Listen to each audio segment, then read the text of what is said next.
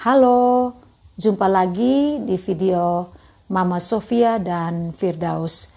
Teman-teman, seperti yang telah saya janjikan bahwa dalam pertemuan berikut saya akan sedikit berbagi pengetahuan terkait dengan masalah autis. Nah, tentu teman-teman bertanya apa itu autis atau apa itu autisme. Autis adalah gangguan perkembangan kompleks yang mempengaruhi perilaku akibat kekurangan kemampuan. Kekurangan kemampuan dalam hal yang pertama, kemampuan dalam hal komunikasi. Contoh, pada anak saya di usia 1 tahun, 2, 3, bahkan menjelang 4 tahun pun anak belum mampu untuk menyebut kata papa atau mama. Yang berikut, anak akan mengalami kekurangan kemampuan dalam hal hubungan sosial dan emosional dengan orang lain, ya. Misalnya di lingkungan saya itu ada banyak anak-anak seusia anak saya. Nah, ketika sore hari banyak anak-anak yang bermain di depan rumah dan saya mencoba untuk membawa anak bergabung dengan anak-anak lain untuk bermain, justru anak menolak dan dia nangis untuk segera dengan bahasa isyarat diminta untuk masuk di dalam rumah. Dia tidak ingin bergaul atau tidak ingin sama sekali untuk bergabung dengan orang lain. Nah, bahkan mereka akan sulit sekali untuk mempunyai keterampilan dan pengetahuan. Contoh, misalnya anak-anak seperti ini kita memberikan alat permainan seperti balok, ya. Pada anak saya itu di usia 2 tahun, saya coba untuk membelikan beberapa alat permainan termasuk alat permainan balok, ya.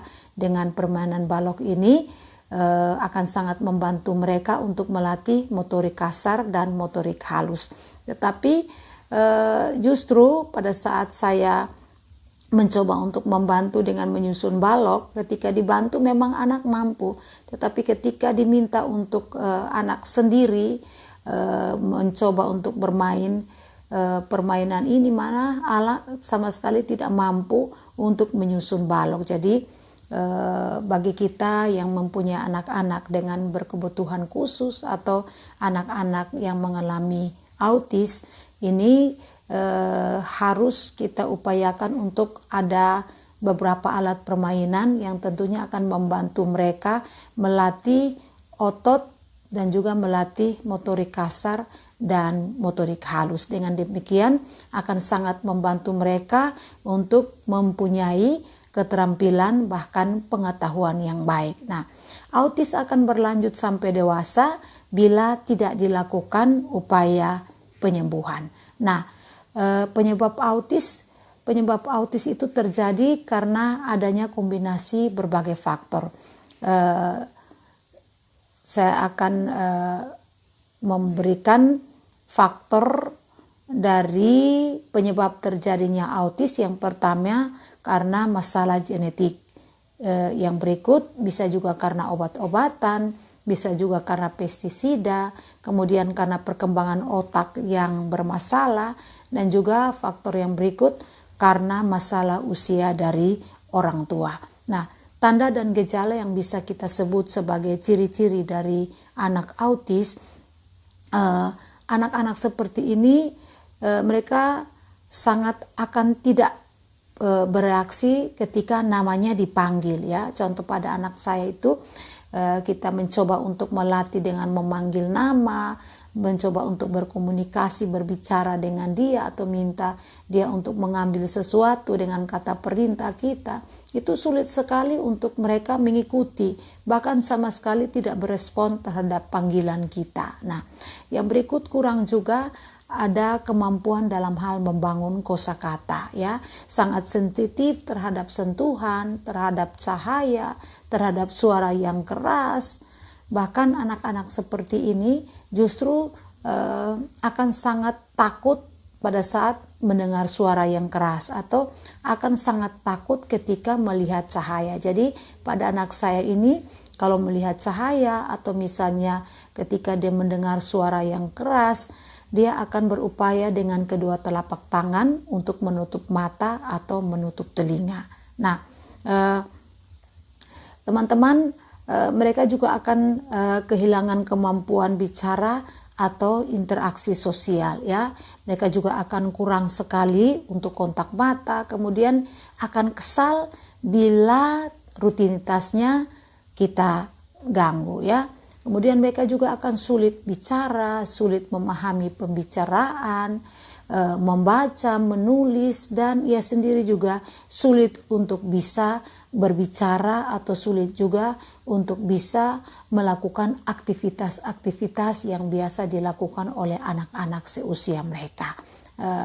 Mereka juga akan sulit sekali untuk adanya kontak fisik, ya. Jadi misalnya ada yang berupaya untuk kontak fisik dengan mereka atau ada yang berupaya untuk menyentuh atau memeluk mereka, itu responnya mereka nangis atau responnya mereka menolak terhadap sentuhan yang diberikan oleh orang lain. Nah, anak-anak seperti ini akan memiliki keterampilan sosial yang sangat rendah, dalam artian sama sekali tidak ada kemampuan dalam hal ini. Bahkan juga mereka tidak akan mampu untuk mengikuti perintah. Jadi apapun yang kita perintahkan dengan harapan agar anak-anak bisa mengikuti, ini akan sulit bagi mereka, ya. Nah, teman-teman, anak juga akan memiliki pola berbicara yang aneh, ya. Saya selalu menyebut anak saya bicaranya bicara bahasa planet, berbicara yang tidak dimengerti oleh orang-orang di dalam rumah. Bahkan akan sering sekali mengulangi kata yang sama. Misalnya kalau anak sudah terbiasa dengan menyebut satu kata, itu secara terus-menerus dan akan berulang-ulang, kata itu akan diulangi setiap hari. Jadi dalam hal apapun, kata yang keluar dari mulut hanya kata itu, dan dia tidak pernah berucap kata lain. Nah, teman-teman, autis ini juga dibagi dalam 3 tingkatan, ya. Tingkatan yang pertama ringan, yang kedua sedang, dan tingkatan yang ketiga itu berat. Nah, autis ringan pada kondisi ini anak akan masih bisa menunjukkan kontak mata walaupun tidak berlangsung lama, namun dapat memberikan sedikit respon ketika namanya dipanggil, ya. Contohnya anak saya Firdaus, ketika saya panggil Firdaus, dia memberikan sedikit respon dengan menoleh, tetapi dengan segera dia membalikkan kepala, ya. Jadi anak saya ini masuk dalam kategori autis yang ringan, ya. Kemudian menunjukkan ekspresi muka dalam hal komunikasi 2 arah, meskipun terjadinya sesekali saja, ya. Kalau anak saya itu biasanya diajak untuk bicara, atau misalnya ketika namanya dipanggil, lihatnya sebentar, atau misalnya meminta dia untuk mengambil sesuatu, lihatnya sebentar, tetapi untuk mengambilnya sama sekali tidak ada niat untuk mengambil. Itu yang terjadi pada anak saya, dan ini masuk dalam kategori autis ringan. Kemudian autis yang sedang, pada kondisi ini anak masih menunjukkan sedikit kontak mata, walaupun tidak memberikan respon ketika nama dipanggil. Jadi memang ada hubungan kontak mata, namun tidak sama sekali memberikan respon ketika namanya dipanggil, ya. Tindakan agresif atau hiperaktif, suka menyakiti diri sendiri, acuh, cuek, cenderung masih bisa dikendalikan, ya. Walaupun ada keinginan untuk menyakiti diri sendiri, hiperaktif, tetapi masih bisa dikendalikan. Misalnya anak menggigit tangan atau menggigit sesuatu yang dia pegang. Ketika kita berusaha untuk meminta dia segera berhenti dari tindakan seperti itu,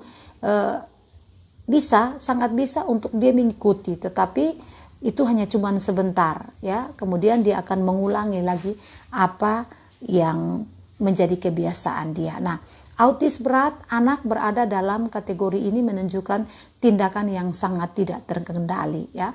Biasanya anak mempunyai kebiasaan untuk memukul-mukul kepala, membenturkan kepala di tembok, dan itu dilakukan secara berulang-ulang dan terus-menerus. Ketika ada yang ingin mencegah, anak tidak memberikan respon, ya. Sekalipun dipeluk orang tua, anak tetap berusaha untuk memukul-mukul kepala atau membentur-bentur kepalanya di tembok, dan anak akan segera baru berhenti ketika anak mengalami kelelahan ya. Dengan lelah kemudian anak tertidur. Jadi anak-anak seperti ini atau anak dalam kategori autis berat itu hanya bisa tenang, hanya bisa diam pada saat sudah dalam kondisi lelah dan tertidur. Selanjutnya dia akan terus aktif dan agresif. Nah, teman-teman, demikian sekilas tentang pengertian penyebab, tanda dan gejala dari autis, dan saya akan melanjutkan pada video berikut tentang cara penanganan autis.